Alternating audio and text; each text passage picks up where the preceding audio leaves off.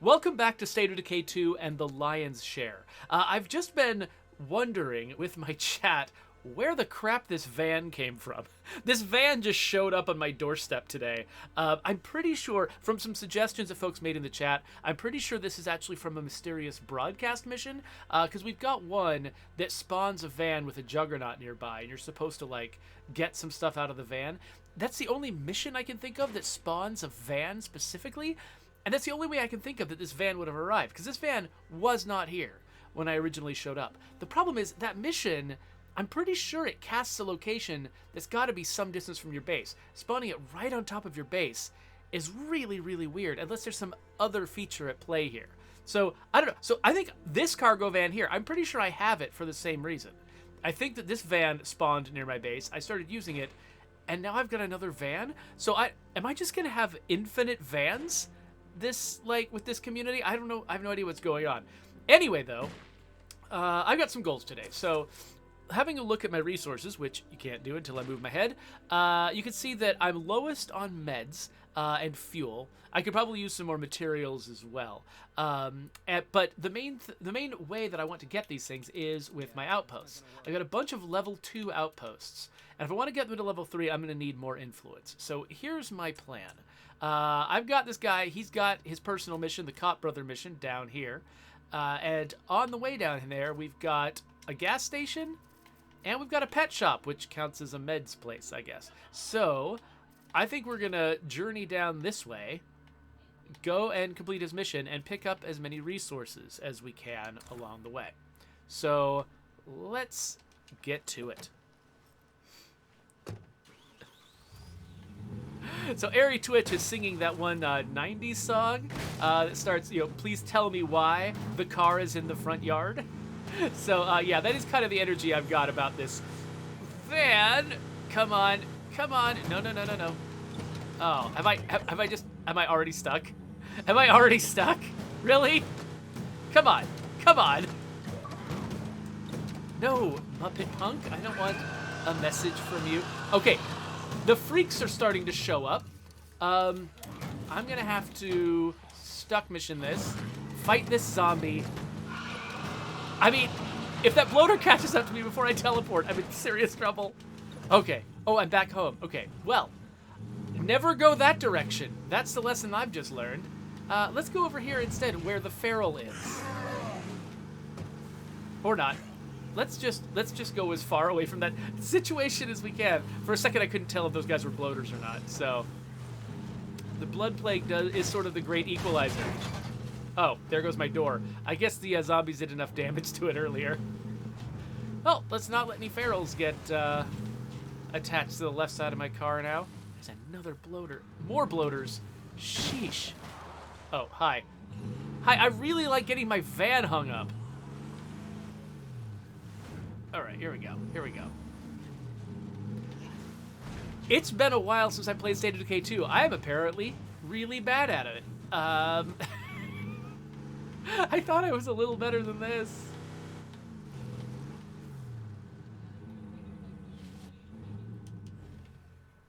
All right.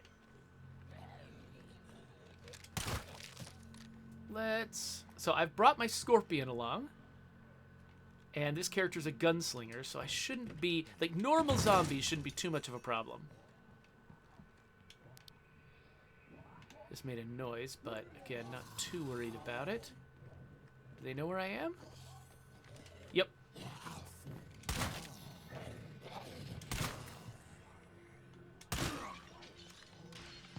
Oh, maybe I shouldn't have broken it. Wow, what the... Maybe I shouldn't have broken a window with that shot. I do have an advanced suppressor on this thing, so the gunshots themselves shouldn't have been making much noise. Okay, are we good now? I think maybe we're good. Okay, back to searching.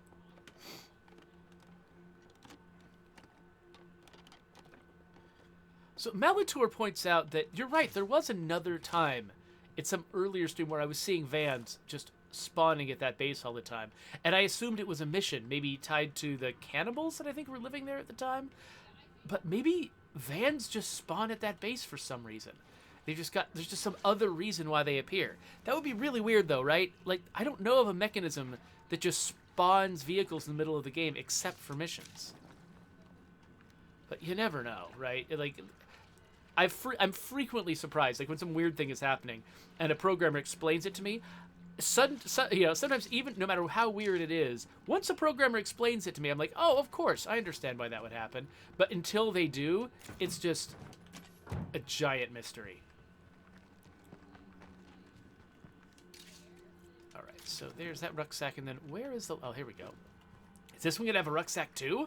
Probably not. Nope, just regular gas. That's still fine, though. For one thing, because it stacks in the back. All right.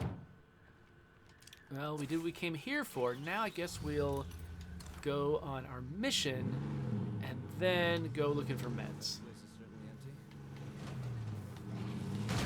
Unfortunately, lacking my door, I don't have a super economical way to murder zombies with this car.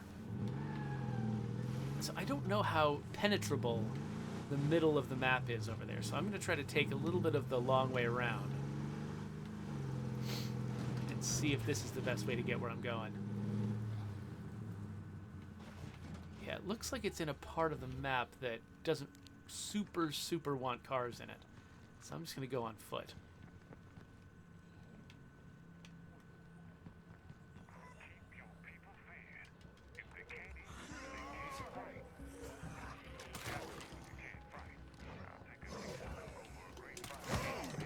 Dang it! Okay, I need more space if I'm to escape a feral. Oh, come on. I forgot that I need...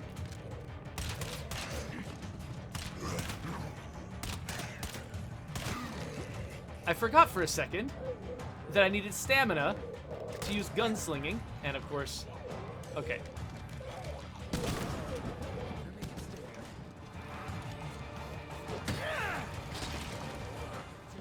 Oh, no, get off me, get off me, get off me. Stop it, stop it.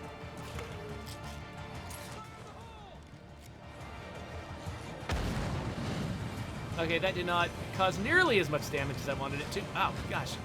Running into the camera is always tough. Okay, so I guess what I need to do... There we go.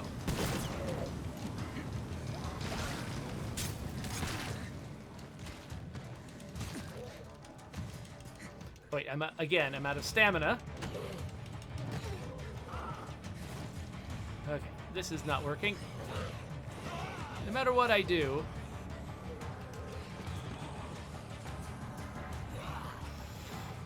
I just end up with a lot of zombies.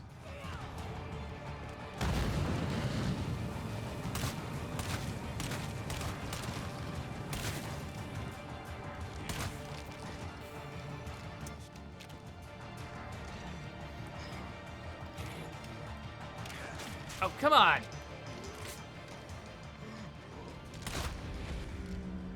Whew! So, anyway...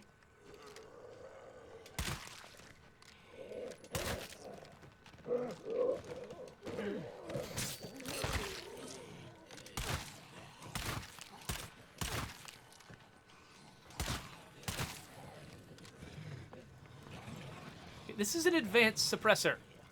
Also, did I just toast my own car? Pretty sure I toasted my own car.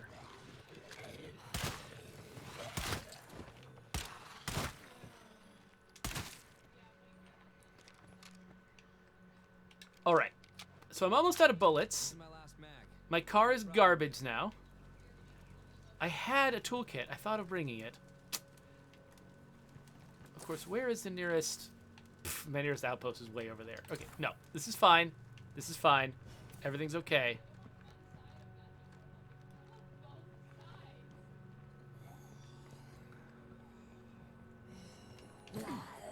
Oh, thank you, unobservant zombie.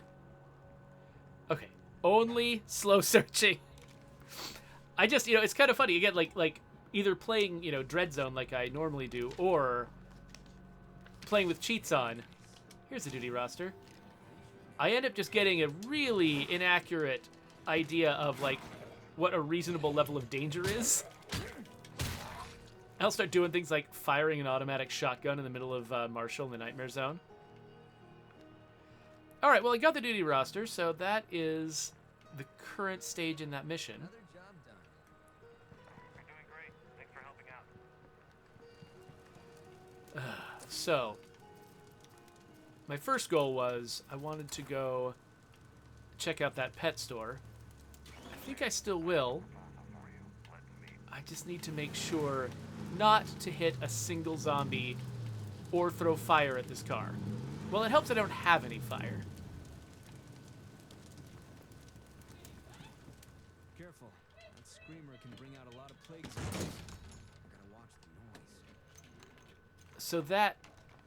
One thing I had forgotten about those incendiary grenades. What are they... I'm trying to remember exactly which ones I had now. Was it the napalm grenades or was it just regular incendiary grenades? Anyway, I forgot that they have a delay on them. I get really used to Molotovs and pipe bombs just exploding instantly the moment you throw them, which makes them really good against crowds that are rushing you.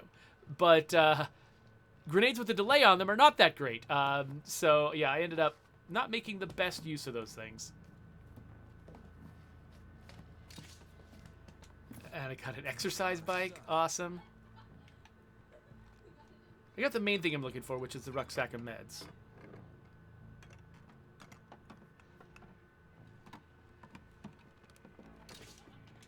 Nowhere for that to go. Alright, fine. Let's head back to the van. Maybe these zombies just won't even see me? I guess I'll just drop other things in here that don't stack. Or that I'm just unlikely to see again. I don't know if I need to keep this duty roster. I probably don't. But let's leave it in a really nice bag so that other people can find it later and think, wow, they really put some care into their random notes that they find laying around. And there's a bloater that we will not hit with our car. Oh, and a feral. Thank you for not attaching to my missing door, feral. Nor to my hood. Both of those would have been instant death. Alright. I think we can get a toolkit here. Presuming we're not followed. Yes, we were not followed. Good.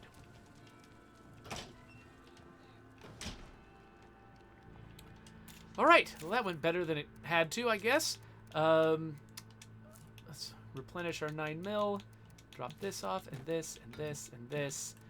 Let's replenish that and grab that one toolkit that I've got. And I think I left some things in the back of this vehicle that I want to put away too. Scott Landon wants to know if we're ever likely to do more with notes in the world. We've had some thoughts about that, different ways that we could handle them. It is, you know, it is hard to put that higher on the priority list than other things that are sort of would it make a bigger, more meaningful impact in the game? Originally, we were not planning on notes just being inventory items. When we first came up with the notes and wrote all of the notes, we were imagining you would have some other place to store them, something that was not your inventory, that they would be sort of consumed and contained in some kind of, like, journal or something like that. We ended up having to cut those ideas, though, just because it is a lot of work to make a journal compared with the impact on the overall game.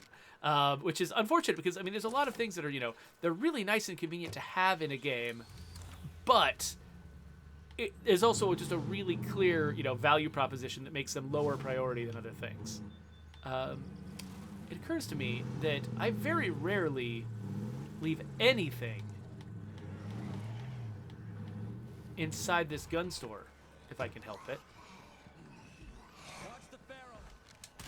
Thank you.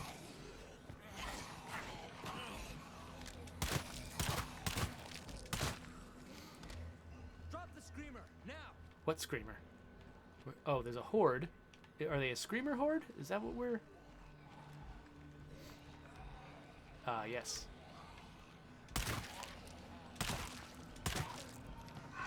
What? There's another one? Great. Well, now you know there's a bloater.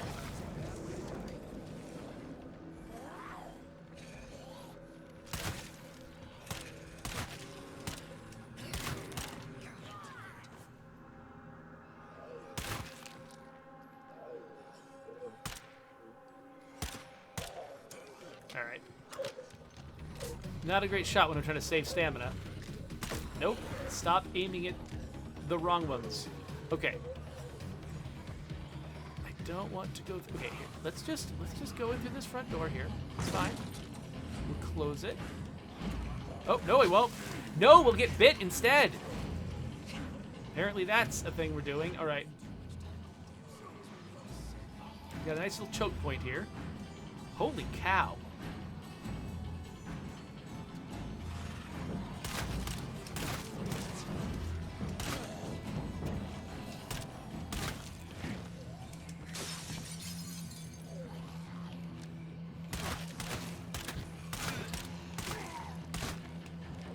Oh.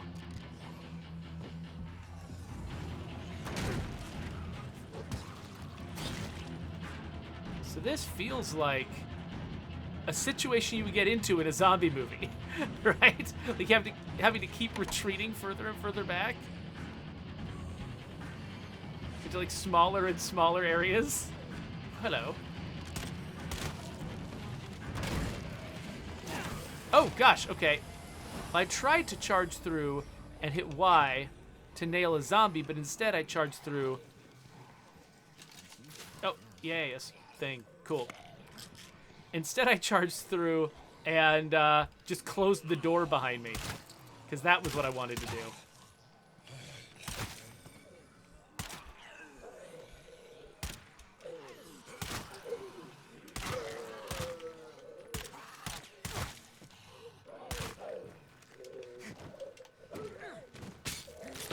Oh, there's a couple more. Are you coming? Ah! Oh, God. What the?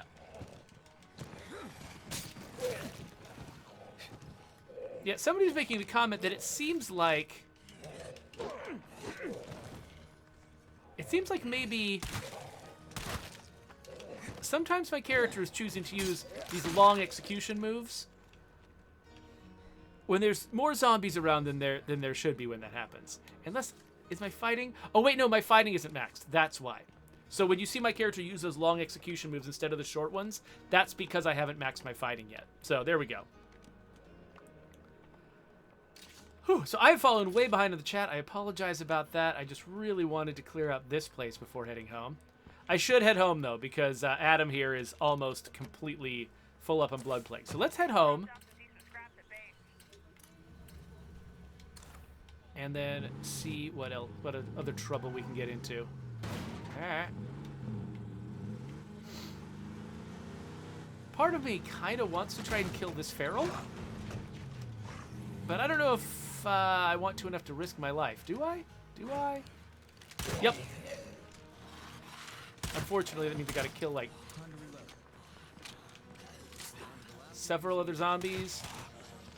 You gotta save one bullet. Alright.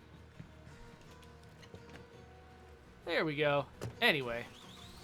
Let's just drive straight into that bloater. Or maybe we go around the other way. Do like this. Nice of them to put all these little alleyways. Give you alternatives when you're trying to avoid zombies.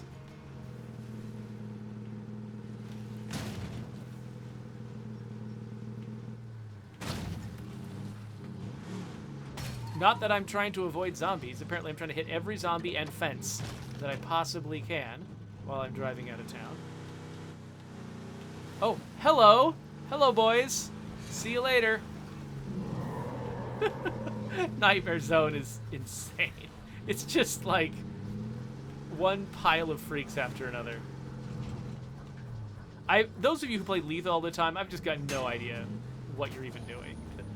Nightmare is plenty for me.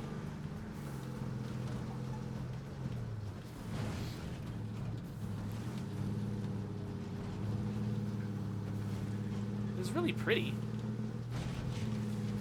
I really love the work that our artists did on this map. Oh, another one. Wow, that's a lot of zombies right next to my home. Kind of surprised we're not in the middle of a siege at this point. I guess if I lead a bunch of zombies into the home, it might as well be a siege. so let's drop off this fuel and these meds. I guess we'll fuel up the cargo van while we're here. Oh, wait a minute. That's what saving one bullet is for. It's for the last bloater you meet on the way home.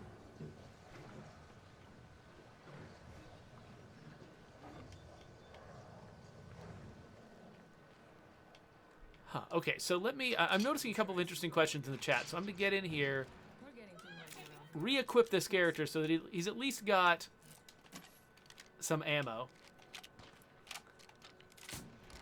Let's switch to a different character like, I don't know, who? Henry? Let's be Henry. Ooh, he's got a fancy crossbow. And then while we're being Henry, let's just take a quick break and let me catch up with what I've missed in the chat.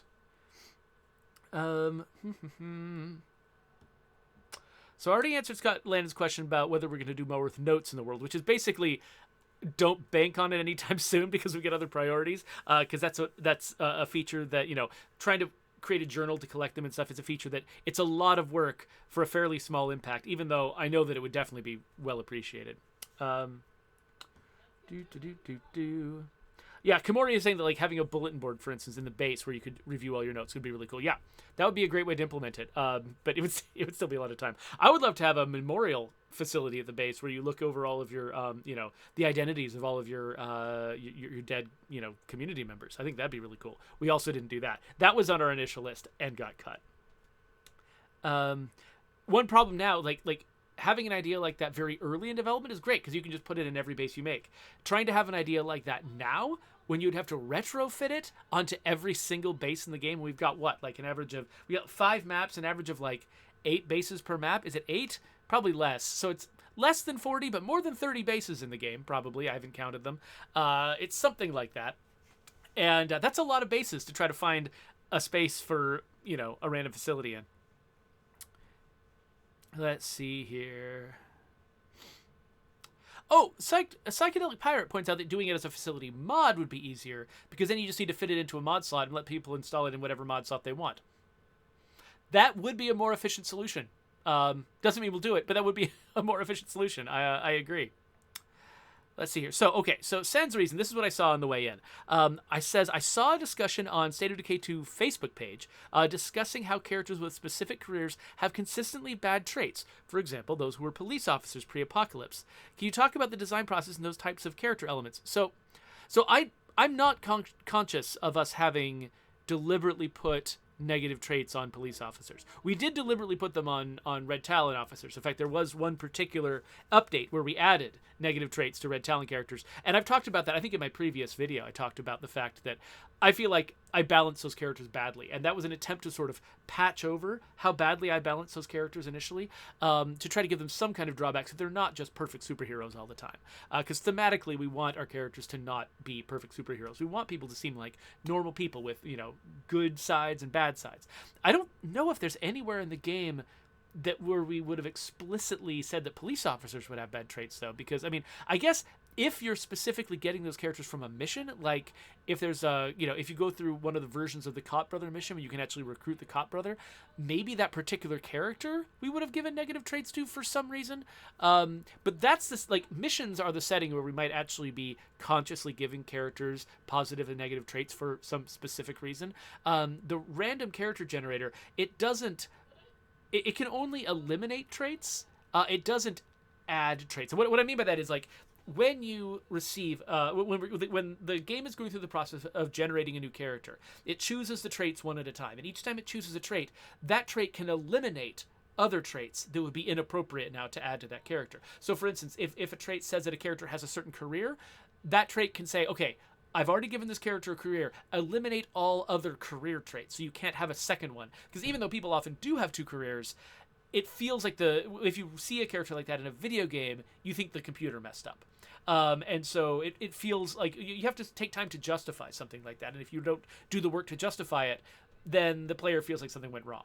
So things like that. So we can basically, each time you pick a trait, you can eliminate other traits. But the thing we can't do is mandate other traits or insist on other traits. So I think that might just be, if someone does feel like they've seen a lot of police characters with negative traits, It could just be luck of the draw that they just they saw several characters like that for whatever reason. They were the lucky person who got those, and they drew some meaning from it. There's actually, we kind of depend a little bit on that phenomenon, that when people have random things happen to them, they tend to assign meaning to it, even if there's no meaning there, because that's the same mental process that makes these characters feel like real people. Like, we give them some random a random assortment of traits that are just, the only thing we do is try to make sure they don't disagree with each other, but then you are the one that makes all of the connections between them that turns them into a fully realized character. So usually that works in our favor. Having put things like that together in your head makes the characters feel more real than we actually made them feel ourselves. So that's good for us, but now and then players will also notice patterns that also, other fictional patterns that they have a negative reaction to. And we also didn't put those into the game. But the same mental process that you go through to make the characters feel real will also sometimes make you think there's patterns there that aren't really there. So there you go. So that's my explanation of that part of the game. So I don't think that that's consciously happening anywhere, unless there's a very specific narrow case that's generating them, and that one player happens to be getting through that. Let's see here. So apparently the so Cogs had the same suggestion that maybe the Cop Brother mission might be generating specific police characters, and that maybe that could have been a source. I never worked on that particular series of missions, so I don't know what the intent was there, or whether any of those characters deliberately have negative traits. Let's see here. Oh, so folks are talking about the performance of the stream a little bit, that, periodically I get this thing where my stream gets locked at a really high quality level, and I have no idea why, and I don't have any control over it. So sorry about that. So Psychedelic Pirate wants to know when they're gonna find out about the next graphical upgrade that we're gonna do to a map. I can't, obviously. If we could tell you, we would tell you. We want to make sure that we don't make any announcements until something really is ready to go. So we're going to keep working on stuff like that in the background, and we'll tell you when we feel like we can tell you. But it's not quite yet. Let's see here. So, DeGamer SXI is asking some questions about Ray Santos. It sounds like that's not his first comment. Let me scroll back up and see if I missed something earlier. It doesn't look like I did. Let's see here. It says, when did it say Ray Santos got cancer in Heartland? He didn't say it, but in the campaign he did. Where's the logic? So the story of Ray Santos is that he is hiding his cancer for a very long time, until it becomes so bad that he can't hide it anymore. It's starting to affect his performance as a leader, and he has to finally reveal it in order to explain to Lily why he's been doing a bad job, because he's just sick all the time and he can't function the way he used to be able to. So the whole story, especially at the beginning of the story in the Homecoming update, Ray Santos, like he introduces his cancer by saying, "I have been hiding this for a long time," and for a while, he could get by hiding it and just pretending it wasn't happening. And so that was what was probably going on in Heartland. Is either he had it and it was undiagnosed and he didn't even know he had it, or maybe he did know he had it but he wasn't telling anyone and he could still function just fine without telling anyone. For whatever reason, it's not.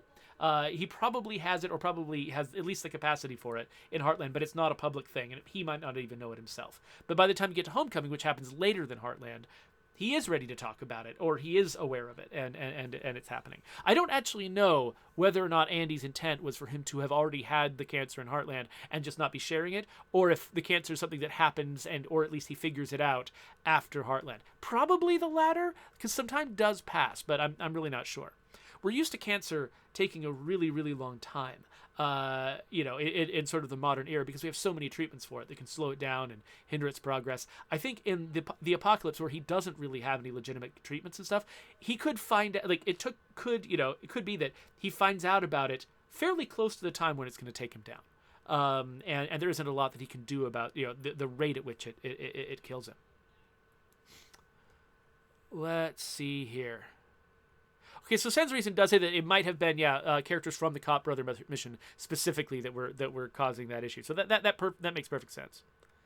And Average Twitch user says, I hope that in State of Decay 3 we'll have unique backpacks like cinch sacks or duffel bags or proper military packs. I definitely couldn't possibly say anything about State of Decay 3 in that regard.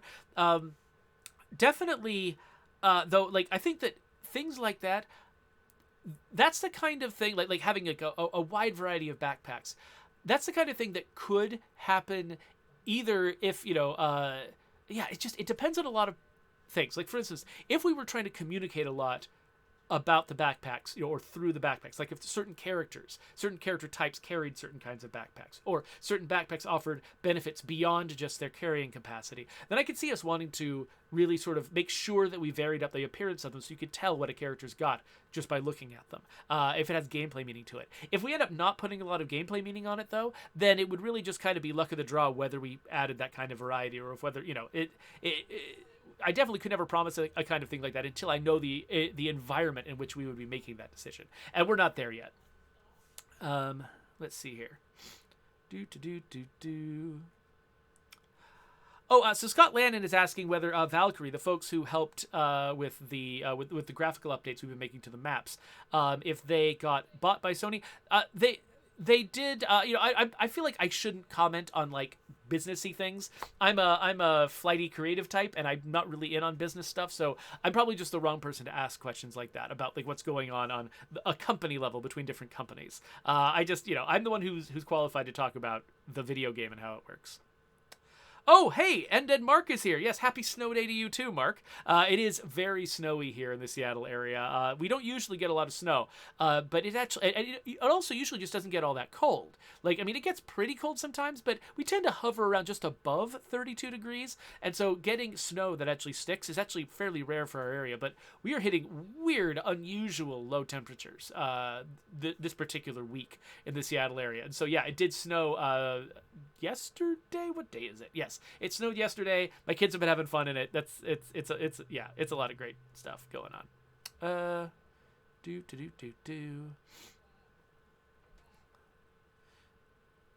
Oh, Melitor is suggesting that lore-wise, when it comes to the different types of backpack characters, where of course there's always rucksacks, which are really different from your regular backpacks, and Melitor suggests that he's imagining that what people are doing is their normal backpack probably has a bunch of folded up rucksacks of different types just waiting in there, so that when you gather a rucksack from the world, you're packing it into your rucksack that you've been carrying with you, and then you sling that over your backpack. That's probably how I would explain it too, because I don't think that people in the pre-apocalypse were just storing all of their stuff in ready-made labeled bags for you to find. So yeah, Scott Landon started asking, how whatever goes on with Valkyrie will affect our development, and the only thing I tell you is that, I mean, our continued support of this game is not contingent on any outside company. Like, we have loved the work that Valkyrie has done for us. They've done amazing stuff, and they've been a huge asset to the team. But whether or not we have Valkyrie doesn't determine whether or not we keep supporting State of Decay 2. So don't expect there to be any like doom and gloom scenarios because of stuff you hear in like about business news. We're going to keep supporting this game. We started the relationship with Valkyrie because we wanted some help building specific stuff in the game that they were very good at building, and so we're still capable of doing that. It doesn't have to be Valkyrie. We're still perfectly capable of supporting this game no matter what happens. So we'll find solutions. Whether those solutions, I mean, I'm not even going to throw out a bunch of random. Again, I'm not the expert on this, so me throwing out random suggestions is not going to be helpful. But we're going to be fine. The project is going to keep going. So, that's the main message that I think is important for you to take away. Senior Sausage asked if we would add Halo weapons. So, we have here and there added themed weapons to the game. But usually the way that the context in which we added them was, we're imagining that somebody made this crazy thing because they're a cosplayer, or because they're a hobbyist, or because they're some kind of weirdo, or whatever. There's all kinds of explanations for why somebody might make a weird weapon. And so we try to do ones where it's like we could see it still being functional, like somebody makes a cool weird sword, but it's a sword. You can still use the sword even though it's an unusual one that was made to reflect a particular IP. Halo weapons, with a couple of exceptions, tend to be really kind of otherworldly enough that it's hard to buy them being a real thing that exists in the modern world. that you could actually fire and use effectively against zombies. Like you could imagine, 3D printing yourself a Halo weapon or something like that, but trying to transform an existing modern functional gun into a legitimate Halo weapon would actually be really, really hard and probably not a viable project. And so it's hard to justify bringing Halo stuff into our game. We do have Halo references, I believe, in our game somewhere here and there, but that's all we have. It's like in text. We're not trying to bring Halo art into our game because the IPs are just so completely different. So, okay. Anyway, that's probably enough. I think I've caught up with the chat now.